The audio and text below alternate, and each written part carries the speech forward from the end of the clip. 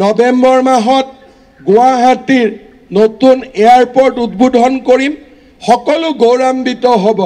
অসমৰ কপৌ ফুলৰ, আকৌ এবাৰ মই কৈছোঁ, অসমৰ কপৌ ফুলৰ চানেকিৰে যি ধৰণে গুৱাহাটী এয়াৰপোৰ্ট নিৰ্মাণ হৈছে, ভাৰতৰ মানুহে অকল এয়াৰপোৰ্টখন চাবৰ কাৰণে আহিব। এয়াৰপোৰ্টৰ লগত 6 লেনযুক্ত ৰাস্তা হৈছে। আৰু যোৱা কেইদিনমান আগতে মই নীতিন গাডকাৰী ডাঙৰীয়াক সাক্ষাৎ কৰিছিলোঁ।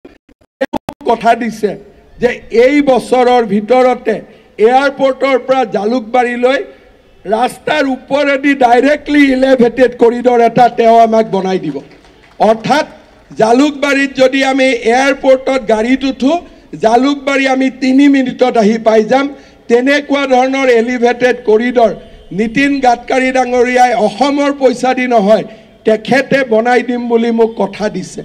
অৰ্থাৎ আজি আমাৰ ৰাজ্যখনে প্ৰগতিৰ এক নতুন দুৰ্বাৰ গতিলৈ আগুৱাই গৈছে। মই ৰাইজৰ আশীৰ্বাদ বিচাৰিছোঁ।